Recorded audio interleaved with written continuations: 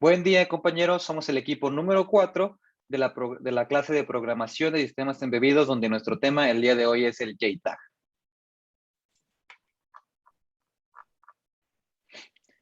Muy importante mencionar, somos parte de la Universidad de Guadalajara, del plantel CUSEI, y nuestro profesor es el doctor José Miguel Morán Loza. Pasemos ahora a presentar los oradores de esta exposición, donde empezaremos por su servidor, Josías Isaí Ledesma García, estudiante de la carrera de Ingeniería en Electrónica y Comunicaciones. Pasemos ahora con nuestro siguiente compañero. Hola, me presento, mi nombre es Ana Medina y yo les hablaré sobre los usos y aplicaciones del JTAG. Hola, ¿qué tal? Excelente día. Yo soy Juan Pablo García García y como un día dijo Mark Twain, existen dos tipos de oradores, los que están nerviosos y los que te mienten. Comencemos. El protocolo JTAG, el Joint Text Action Group. A continuación, mi compañero les dará una breve introducción de lo que es. Como sabemos, el JTAG, Joint Test Action Group, empezó en 1985 para desarrollar métodos de verificación de circuitos integrados o circuitos impresos, PCBs. Pasemos ahora a ver los objetivos de esta exposición. Ok, el equipo tiene como objetivo desarrollar habilidades analíticas y experimentales mediante la observación del desarrollo de la práctica en las áreas de interfaz de comunicación JTAG, hasta que se pueda evaluar, diseñar y optimizar problemáticas para poder llegar a la solución adecuada. A continuación, un pequeño contexto histórico de este protocolo. Muy importante mencionar dónde viene, dónde comienza y dónde se hace llamar nuestro protocolo, el IEEE 1149.1, como es mejor conocido. Como sabemos, empezó en 1985 verificando PCBs. En 1990 se convierte en el Standard Test Access Port Boundary Scan Architecture y recordemos muy importante, ahí ya se hace llamar el protocolo IEEE 1149.1 o mencionado como el título que se acaba de mencionar. Pero, ¿cómo revisan los circuitos? En este tiempo se revisaba de forma manual, ya que necesitaban ver que la conexión fuera estable, que no estuviera algún cable cortado, como lo hacemos nosotros en nuestras prácticas. Ahora, en 1994, se agrega el Boundary Scan Description Language, o BSDL, donde se hacía e enriquecía el protocolo del JTAG al sumarle que podríamos decir es un sinónimo de este tipo de protocolos. Pero sin más preámbulo, pasemos ya a lo que es el JTAG como tal con mi compañero Juan Pablo.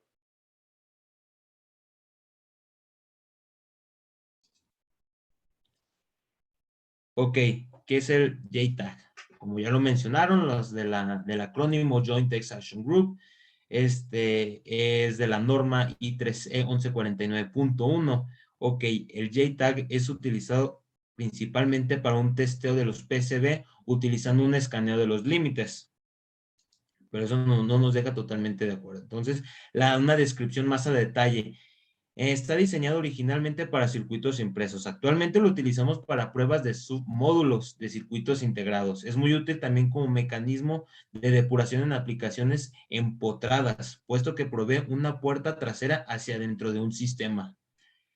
El Joint Test Action Group también nos dice que cuando se utiliza, que también se puede utilizar como una herramienta de depuración en un emulador de un circuito que se usa un JTAG como mecanismo de transporte, permite programar acceder al módulo de depuración que se encuentra integrado dentro de una CPU. Esto quiere decir que también me ayuda a como una herramienta de entender el módulo y saber programar y corregir errores en el código y la lógica de sus sistemas. El Joint Text Action Group es una interfaz con un dispositivo especialmente de 4 o 5 pines agregados a un chip. Más adelante se platicará de esos 4 o 5 pines, por qué, cuáles son pros y contras. Este Joint Text Action Group nos habla de que de tal manera de que este chip pueda tener sus líneas del JTAG conectadas en un daisy chain, de tal manera que mande un sondeo del testeo del JTAG necesario conectarlos a un puerto JTAG para acceder a todos los chips de un circuito impreso. A continuación, mi compañero les platicará de la parte del boundary scanning. Como sabemos, el boundary scanning fue agregado en 1990. ¿Pero por qué fue agregado? Porque, como sabemos, empezó a hacerse más complejo cada vez cada circuito. Al principio, como se mencionaba, se hacía con una pequeña sonda y se medía con la señal. Pero como se fue haciendo cada vez más difícil, cada vez más complejo, fue necesario plantearse otra vez estos métodos, donde fue necesario poner en electrónica, o sea, en nuestro chip integrado, poner el JTAG para que éste pueda hacer la revisión necesaria, podamos depurar, quitar, agregar, modificar y observar el funcionamiento correcto de nuestro circuito. En la siguiente diapositiva podemos ver un pequeño diagrama de lo que es el boundary cell, ¿sí? Donde podemos ver que ese pequeño cuadro de ahí verde que vemos es lo que se agrega, podemos decir, a un microcontrolador, a un circuito integrado, donde podemos ver entradas, salidas y cada pin que se explicará más adelante.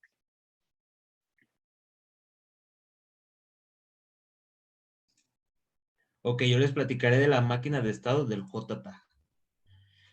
Esta máquina de estado no solo especifica las señales que se deben usar dentro de la interfaz JTAG, también define el comportamiento de la máquina de estado que manipula la información dentro de un chip. A grandes rasgos indica cómo debe desplazarse la información dentro del registro para ingresarla o sacarla mediante los pines TDI y TDO, dos de los 5 pines que se les platicó hace un momento. La máquina de estados, aquí se ve un pequeño diagrama, un video donde cómo es que funciona, cómo es que manipula estos datos. Aquí se ve que los datos son procesados, son enviados a lo largo de este sistema. Por debajo se ve un diagrama de salidas lógicas donde el TCK y el TMS me envían señales con un 0 y un 1, que posteriormente esto va a ser procesado por mi TDI, como se ve aquí en imagen, y el TDI me va a estar acumulando estas señales.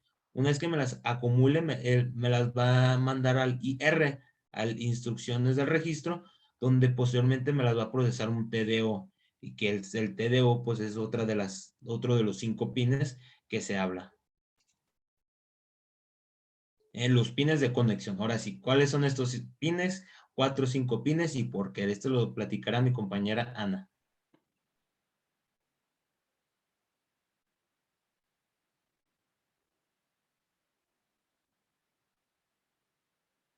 El JTAG define un protocolo en serie en donde su interfaz se compone por estos 5 pines, los cuales se mencionan a continuación, que viene siendo el TDI, TDO, TCK, TMS, TRST y se describirán en la siguiente diapositiva.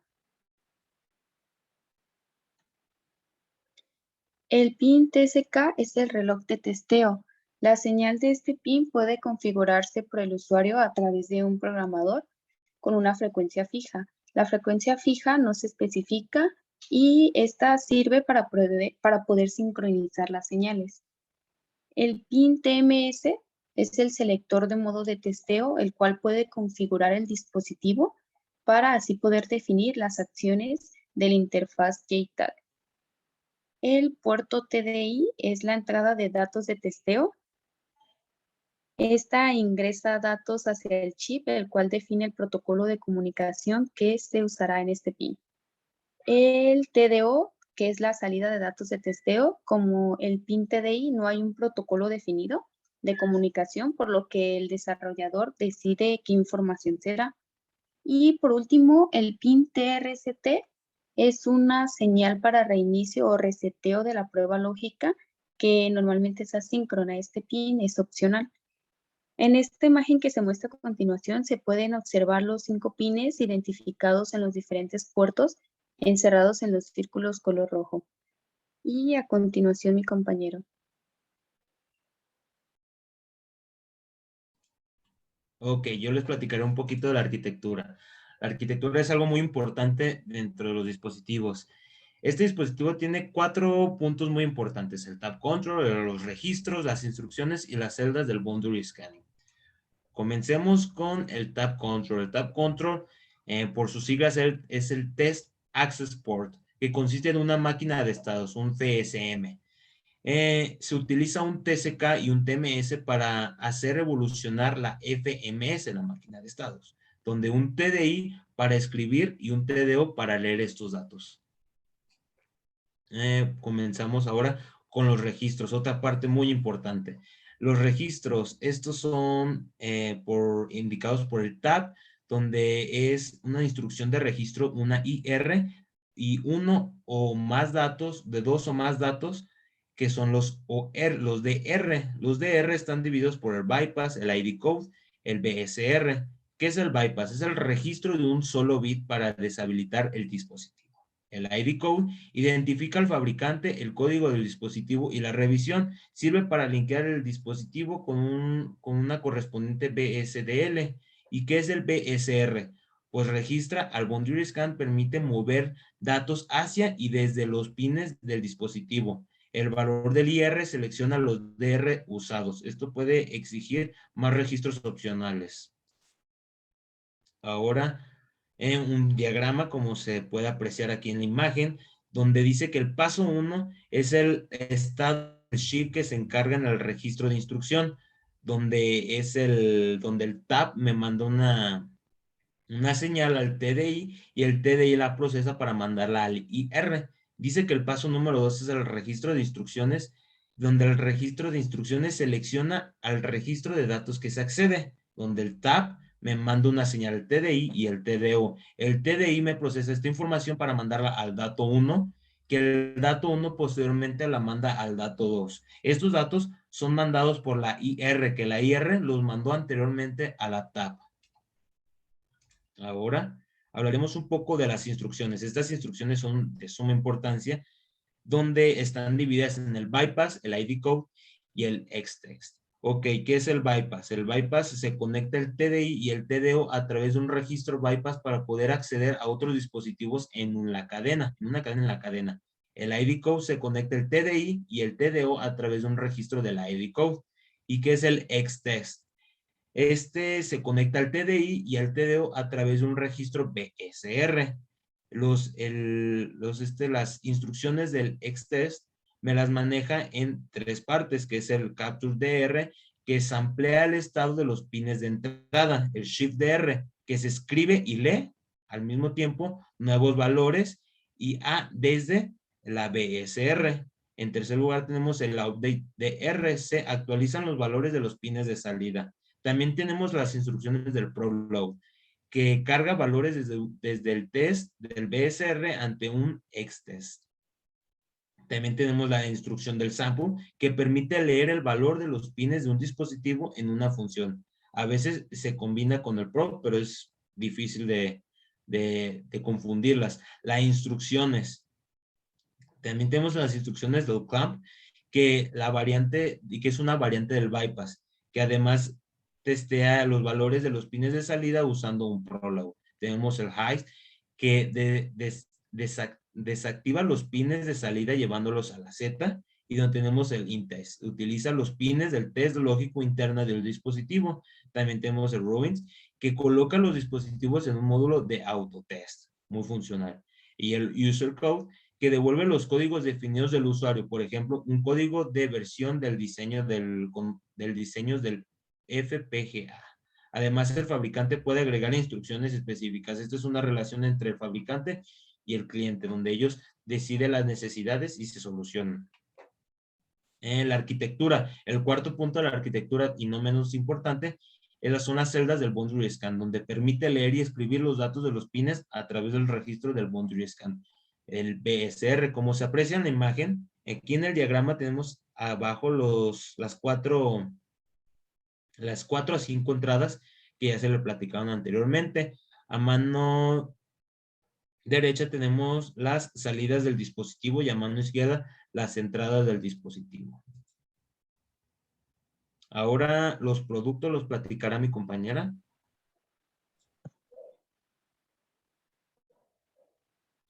En esta imagen se puede observar en dónde se encuentra el puerto JTAG en un Arduino MKR1000 que se encuentra en el círculo rojo.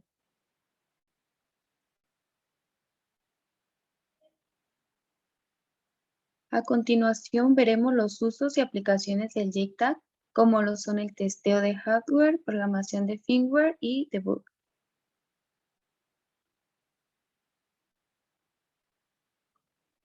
En el test de PCBs se hacen pruebas en las pistas y en las soldadoras de un circuito impreso para comprobar que éstas no estén dañadas con cortocircuitos o con pistas abiertas o con algún otro error similar.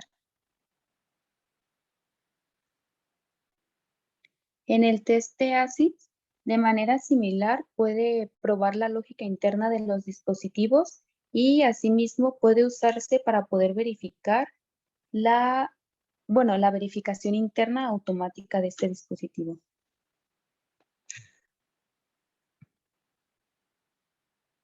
En cuanto a la programación de flash externas, las memorias flash pueden ser programadas usando los pines de este dispositivo JTAG y también se puede verificar la integridad de todo tipo de memorias como son la SRAM, SDRAM y flash. En la programación de los microcontroladores, el JTAG se usa para configurar el circuito del microcontrolador, en donde se requiere de hardware específico en el dispositivo.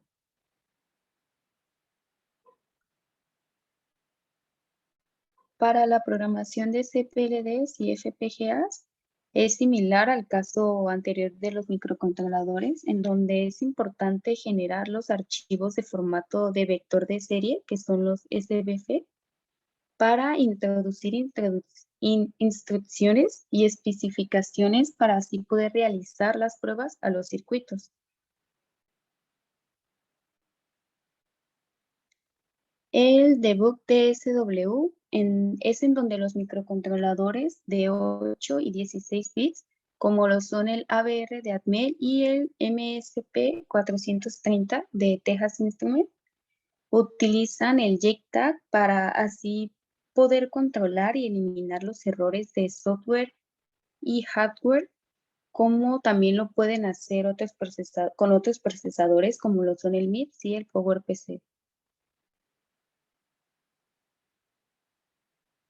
Alguno de los productos JTAG que encontramos también fue el que se muestra en estas imágenes. Esta es una sonda de depuración JTAG del proveedor Texas Instruments. Y en esta otra imagen se muestra el ARM JTAG, que es un adaptador de micro de 10 pines.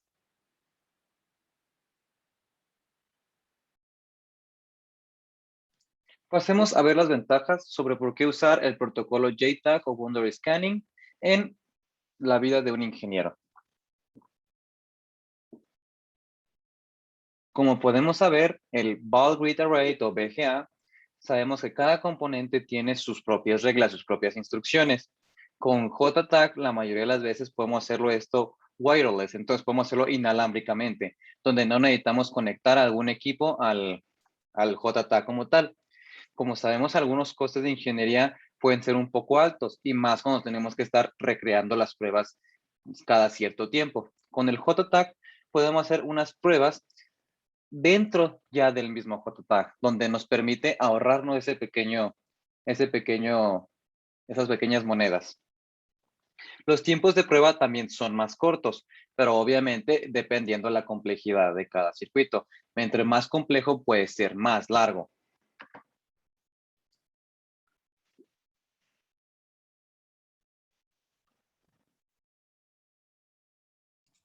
Ok, ahora les platicaré un poco del Serial Wire Debug y al mismo tiempo desventajas de utilizar el JTAG. Bueno, el Serial Wire Debug es una interfaz de 2 pines, alternativa al tradicional JTAG. De empezar ahí, ya tenemos puntos a favor del Serial Wire Debug. El Serial Wire Debug provee la funcionalidad del debug and trace de los cores del procesador SO y CS, desarrollados por un ARM que utiliza que está en conjugación de una arquitectura Corsair, especialmente adecuada para dispositivos con escasos números de pines. Pues, como lo vemos, el JTAG maneja de 4 o 5 pines y el Serial Wire Debug nomás utiliza 2 pines. Entonces, para dispositivos pequeños, el Serial Wire Debug es más fiable. Ahora nos pasamos a la arquitectura del Share Wordebook a grandes rasgos. Ok, nomás tiene dos pines, dos interfaces. Una es el reloj y la segunda es el dato bidireccional. El Share Wordebook está en protocolos basados en paquetes, 3 paquetes. ¿Cuáles son esos 3 paquetes? El Header, el Response y el Data. El Share Wordebook nos dice que es un sistema basado en buses y no requiere la creación de una cadena de dispositivos. Esto permite el uso de diferentes tensiones y frecuencias de operación en distintos dispositivos del sistema. Mediante las push operation se puede realizar verificaciones de los datos en el dispositivo de manera eficiente. En lugar de leer datos y compararlos con los originales, se envían datos al dispositivo y son comparados en el mismo. Ahora, ¿por qué utilizar el JTAG o utilizar el Share Wordebook? Bueno, las ventajas frente al JTAG son menor número de pines, en la mejora en el performance, la protección contra errores y mediante bits de paridad y conformación de conexión física. Es simple crear herramientas de bajo costo y lo más importante, puede superponerse pines SWD con la interfaz JTAG de modo que facilita la migración. Ahora, una conclusión general de mi compañero Josías. Como pudimos observar, como pudimos entender, nuestro JTAG está especializado para ingenieros o desarrolladores de intermedios avanzados que requieren depurar o modificar un código complejo.